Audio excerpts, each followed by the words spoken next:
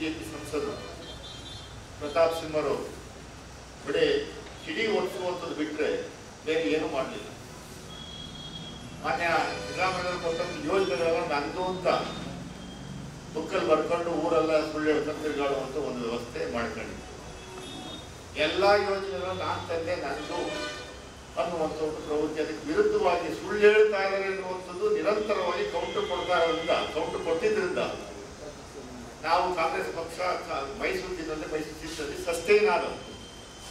ಇಲ್ಲಿ 10 ಬಾರಿ ಸುಳ್ಳು ಹೇಳಿ ಆ ಸುಳ್ಳಲ್ಲಿ ನಿಜವನ್ನು ಮಾಡುವಂಥ ವ್ಯವಸ್ಥೆ ಅವರು ರೂಢಿಸ್ಕೊಂಡಿದ್ರು. ಅದು ಪರ್ಟಿಕ್ಯುಲರ್ ಆಗಿ ಈ ಹಿಂದಿನ ಸಂಸದರು.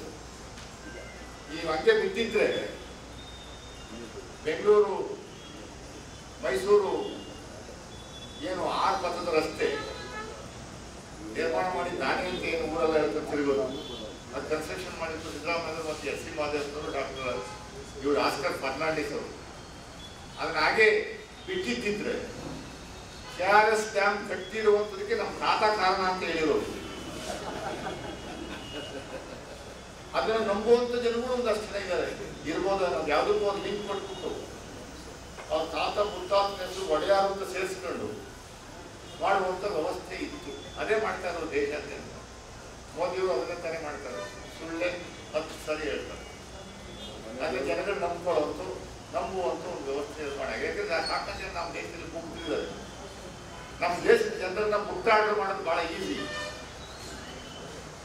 4 ಸಾರಿ ಸುಳ್ಳನ್ನ ಸೇಮ್ ಸುಳ್ಳನ್ನ 4 ಸಾರಿ ಹೇಳಿದ್ರೆ 10 ಜನರ ಪೈಕಿ 4 ಜನ ನಂಬ್ತಾರೆ. ಎಸ್, ಅವ್ರು ಹೇಳ್ತಾ ಇರೋದು ಸತ್ಯ ಅಂತ ಹೇಳುವಂಥದ್ದು ಆ ಥರ ವ್ಯವಸ್ಥೆ ನಿರ್ಮಾಣ ಆಗುತ್ತೆ. ಮುಸ್ಲಿಂ ಸಮುದಾಯದವರು ನಾನು ಹೇಳ್ತಾ ಇದ್ದೀನಿ, ದಯಮಾಡಿ ಅರ್ಥ ಮಾಡ್ಕೋಬೇಕು.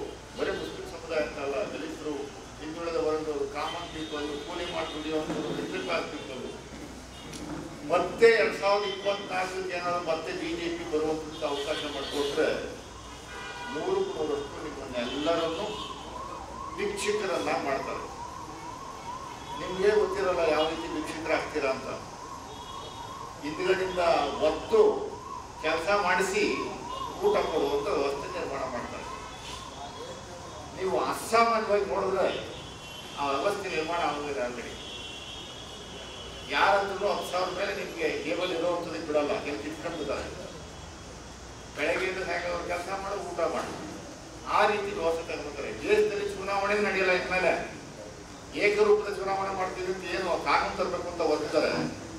ಅದು ಜಾರಿಗೆ ಬಂದ್ಬಿಟ್ರೆ 5 ವರ್ಷಕ್ಕೆ ಒಂದ್ಸರಿ ಒಂದೇ ಚುನಾವಣೆ, ಎಲ್ಲಾ ಚುನಾವಣೆ ಒಂದೇ ಸರಿ ಮಾಡ್ಬಿಡ್ತಾರೆ. ಆ ಚುನಾವಣೆಯಲ್ಲಿ ಯಾರು ಗೆಲ್ತಾರೋ, ಯಾರು ಸೋಲ್ತಾರೋ, ಯಾರು ಬಿಡ್ತಾರೋ ಒಬ್ರಿಗೂ ಅರ್ಥ ಆಗಲ್ಲ. ಪ್ರಜಾಪ್ರಭುತ್ವ ವ್ಯವಸ್ಥೆನೇ ಸಂಪೂರ್ಣವಾಗಿ ನಾಶ ಮಾಡ್ಬಿಡ್ತಾರೆ.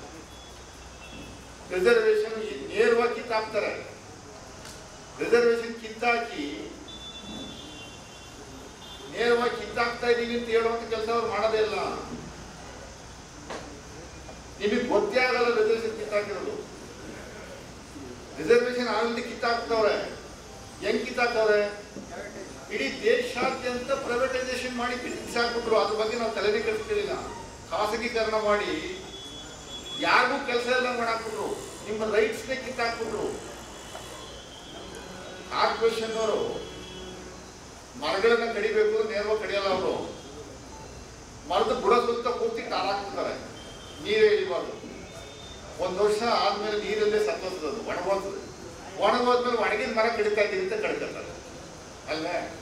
ಅದೇ ಸೇಮ್ ವ್ಯವಸ್ಥೆಗೆ ಆಲ್ರೆಡಿ ನಿರ್ಮಾಣ ಆಗೋಗಿದೆ. ನಾವು ಸುಮ್ಮನೆ ಏನೋ ದಿನಬೆಳಗ್ಗೆ ಇದ್ರೆ ಅವರೇ ಅಜೆಂಡಾ ಸೆಟ್ ಮಾಡಿಬಿಟ್ಬಿಡೋದು. Negative reservation ಹೊಡೆದಾಡಬೇಕು.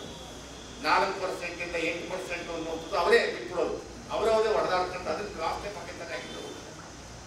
7% 10% ಎಲ್ಲ ಜಾತಿಯು ರಿಸರ್ವೇಶನ್ ಜಾಸ್ತಿ ಬೇಕು ಅಂತ ಕೇಳ್ತೀವಿ. ರಿಸರ್ವೇಶನ್ ತಗೊಂಡು ಏನು ಮಾಡೋದು ಅನ್ನೋದು ಒಬ್ಬರು ಪ್ರಶ್ನೆ ಬಂದಿಲ್ಲ. ಸಂಸ್ಥೆಗಳಿದ್ದಾವೆ. ಕರ್ನಾಟಕ ರಾಜ್ಯದಲ್ಲಿ 3 ಲಕ್ಷ ಉದ್ಯೋಗ ಸಾಲಿದ್ದು, ಒಂದು ಫಿಲಪ್ ಮಾಡಿಲ್ಲ. ರಿಸರ್ವೇಶನ್ ರಿಸರ್ವೇಶನ್ ರಿಸರ್ವೇಶನ್ ಸುಮ್ಮನೆ ರಿಸರ್ವೇಶನ್ ಅಂತ ನಮಗೆ ಕಚ್ಚಾಡಕ್ಕೆ ಬಿಟ್ಬಿಡ್ತಾರೆ. ಖಾಸಗಿ ವಲಯದಲ್ಲಿ ನಿಮ್ಗೆ ಅವಕಾಶನೇ ಇಲ್ಲ. ನಾನು ನೇರವಾಗಿ ಹೇಳ್ತಾ ಇದ್ದೀನಿ. ಇನ್ಫೋಸಿಸ್ ಅನ್ನುವಂಥ ಒಂದು ಸಂಸ್ಥೆ ನಮ್ಮ ರಾಜ್ಯದಲ್ಲಿರುವಂಥ ಸಂಸ್ಥೆ. ಆ ಸಂಸ್ಥೆಗೆ 1000 ಎಕರೆ ಜಾಗವನ್ನು ಬೆಂಗಳೂರು, ಮೈಸೂರು, ಹುಬ್ಬಳ್ಳಿ, ಧಾರವಾಡ, ಬೆಳಗಾವಲ್ಲಿ ರಾಜ್ಯ ಸರ್ಕಾರ ಪುಕ್ಕಟ್ಟೆ ಕೊಟ್ಟಿದೆ. 1,500 ಎಕರೆ ಇಲ್ಲಿ ಹೆಬ್ಬಾಳಲ್ಲಿ ಕೊಟ್ಟಿದ್ದು. ಎಷ್ಟಕ್ಕೆ? 1 ಎಕರೆನ ಬರೀ 3,000 ರೂಪಾಯಿ ಕೊಡು, 1,500 ಎಕರೆ.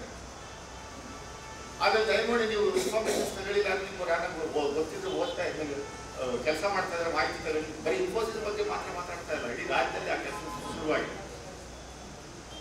ಅಲ್ಲಿರುವಂತ ನೌಕರರ ಪೈಕಿ ಎಷ್ಟು ಜನ ದಲಿತರಿದ್ದಾರೆ, ಎಷ್ಟು ಜನ ಬ್ಯಾಕ್ಗ್ರೌಂಡ್ನವರಿದ್ದಾರೆ, ಎಷ್ಟು ಜನ ಮುಸ್ಲಿಮ್ಸ್ ಇದ್ದಾರೆ? ನನಗೆ ಗೊತ್ತು, ನಾನು ಇಂಜಿನಿಯರಿಂಗ್ ಬ್ಯಾಕ್ಗ್ರೌಂಡ್ ಎಲ್ಲ ಬಂದಿರುವಂಥದ್ದು. 99% ಒಂದೇ ಕೋಮಿಗೆ ಸೇರಿರುವಂಥದ್ದು, ಒಂದೇ ಜಾತಿಗೆ ಸೇರಿರುವಂಥವ್ರು ಕೆಲಸ ಮಾಡಿ, ಎಲ್ಲ ಇಂಜಿನಿಯರಿಂಗ್ ಗ್ರಾಜ್ಯುಯೇಟ್ಸು ಇಡೀ ದೇಶಾದ್ಯಂತ ತಗೊಂಡವರು, ಅವರೆಲ್ಲರೂ ಒಂದೇ ಸಮುದಾಯಕ್ಕೆ ಸೇರಿದವರು. ಇತರೆ ಸಮುದಾಯ 1% ಎಲ್ಲವರೇ ಕಸ ಗುಡಿಸೋದು, ಗಾರ್ಡನಿಂಗ್ ಮಾಡೋದು, ನೀರು ಹಾಕೋದು, ಆ ಸೆಕ್ಯೂರಿಟಿ ಅವರು ತೆಗೆದಾಕ್ಬಿಟ್ರು. ಈಗ ಅವರು ಸೆಕ್ಯೂರಿಟಿ 4 ತಂಡ ಬಂದವ್ರಿಗೆ. ಬೆಂಗಳೂರು ನೀವು ನೋಡಿದ್ರೆ ಹೋಟ್ಲುಗಳಲ್ಲಿ ನೀವು ಹೋಗಿ ಆ ಸರ್ವಿಸ್ ಮಾಡ್ತಿರ್ತಾರಲ್ಲ, ಕ್ಲೀನ್ ಮಾಡ್ತಿರ್ತಾರಲ್ಲ, ಸುಮ್ಮನೆ ಕ್ಯೂರಿಯಾಸಿಟಿ ಅವ್ರು ಕರೆದು ಒಂದು 10 ರೂಪಾಯಿ ಕೊಟ್ಟು ದಯಮಾಡಿ ಬಪ್ಪ ಇದ್ದೀನಿ, ಯಾವ ಊರು, ಹೆಸರೇನು, ಸುಮ್ಮನೆ ಒಂಚೂರು ಮಾತಾಡಿಸಿ. ಅವ್ನು ಹಂಗೆ ಕೇಳಿ, ಎಲ್ಲಿಯವರು ನೀವು, ಯಾವ ಊರು, ಯಾವ ಜಾತಿಯವರು ನೀವು? 99% ದಲಿತರು. ನಮ್ಮ ಮೈಸೂರಲ್ಲಿರುವಂಥ ಎಲ್ಲ ಬಹುತೇಕ ಹೋಟ್ಲುಗಳಲ್ಲಿ ಸರ್ವಿಸ್ ಕೆಲಸ ಮಾಡೋದು,